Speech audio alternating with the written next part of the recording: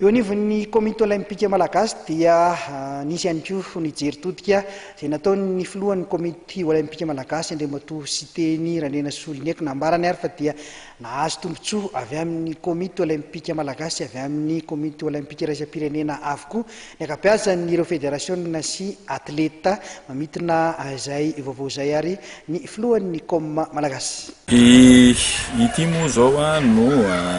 azoko lazaina hoe taona izay nananan'ny comité olympique assemblée générale imbetsaka indrindra tao anatin'ny élection iny ary mbola hamarana assemblée générale moa zahay amin'ity décembre ty fa mbola mijery an'le date mba ahafahany desiny maro. Zavatra azoko ambara dia fédération maro no nahazo fanampina avy amin'ny comité olympique. Azoko lazaina fa any amin'ny 80% ny fédération dia nahazo fanampina tamin'ny comité olympique tamin'ity taona. Araka ny fifanambaratsika niteny teo tao aorian'ny élection moa de sous-tutelle nanovan'ny comité olympique international ny comité olympique malagasy no nivokatsy tamin'ny élection fa azoko ambara eto fa tsy sous-tutelle intsony ny comité olympique malagasy nahazo taratasy fakasitrana avy amin'ny comité olympique international tamin'ny fitatanana miaraka amin'ny équipe vaovao izay nahazo félicitation tamin'ny taratasy na verbal nandritra ny fivorianay tany Washington ny comité olympique malagasy tamin'ny fiovana tao anatin'ny comité olympique nandrafitra zany na ny équipe tamin'ny ity mandat vaovao ity.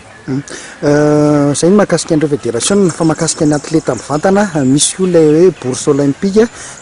firy ny ankizy misy sazo mena ve iza ny nahazo azy ity? Ya, fédération maromaro no nahazo teo ny judo, athlétisme, ny taekwondo, ny haltérophilie. Eo amin'ny eneo ny ankizy no nahazo an'io bourse olympique io fa ny mbola ao anatin'ny ity sy 4 mois manaraka ty zany no ahitana satria misy ankizy tsy nahazo bourse zany nefa niakatra izy tahaka ny asaramanitra fa na zany na tsy zany ny fédération malagasy de judo satria zaho amin'ny judo de tsy maintsy misy fanampiana ihany omena ny asaramanitra raha ny bourse moa araka ny ambara dia tsy ampy le izy fa isorako ny fédération zay manao ny aintso zavatra eo koa moa ministère misy fanampiana meny manao ny aintso zavatra amin'ny fanampiana an'ireo ankizy ireo satria raha andehanao compétition anankiray ny ankizy anankiray farafahakely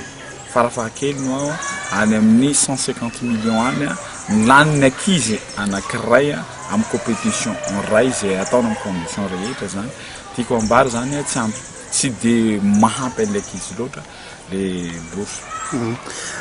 Farany Andriamatoa filoha hatram'izay ireo ombenimbeny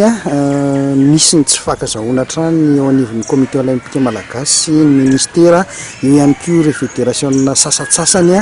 izay somary misy ny disadiso eo amin'nivon'ny comité olympique malagasy inona ny azonao anazavana an'izay fa miravina tanteraka ve ny olana amin'izao fotoana izao? Fahitako azy ny fiaraha-miasa miaraka amin'ny ministre ny sport hitako hoe tsisy olana indrindrandrindra raha avy amin'ny ministre manokana fa izahay kosa aloha tsy satria na io politique de sport natao iny niarahana tamin'ny ministre ny sport sy ny comité olympique ary comité olympique international mazava ho azy fa misy zay fiaraha-miasa zay fa ny disadisa madinidiniky moa tsy mety misy ihany raha tsy teny fotsiny ao amin'ny taekwondo ohatra zahay kosa aloha tsy anaiky satria misy zavatra raha ohatra tantaran'ny taekwondo manokana zany taekwondo tamin'ny assemblée générale électif reo olona reo no présente eo ary ministère mahafantatra an'ireo olona reo. Rehefa manao assemblée générale ndray izy takiny ministère taratasy izay nalainy ministère araka ny fanambarana zay natao teo zavatra ohatran'izany angamba tsy taritan'olo amiko zany tsy de olana ngeza loatra zavatra azo amboarina fa tokony ministère kosa tsy tokony anao fihetsika tonga dia mivoaka ohatran'ireny satria fa lasa malaza le izy rehefa misy zavatra atao dia mivoaka foana tsy dia fahendrena angamba n'izay amiko isika mitezaka izy isika olona mpitarika ny sport eto Madagasikara ny isika mahafantatra fa mihoatra ny 500 isan-jato ny malagasy dia latsaka ny 12 taona ary ny akabeazan'ireo dia tezaina any amin'ny sport ary isika mahafantatra fa latsaka katerina ty fireneny ty mbola tsy dia misy budget natokana manokana ho an'ny sport ka tokony zavatra tsy dikany tsy tokony handaniana fotoana tahaka an'ireny amiko aloha dia manameloko tanteraka ny fihetsika natao ny solitena ministera izay fantako hoe tsy hendry tamin'iny assemblée générale nataon'ny taekwondo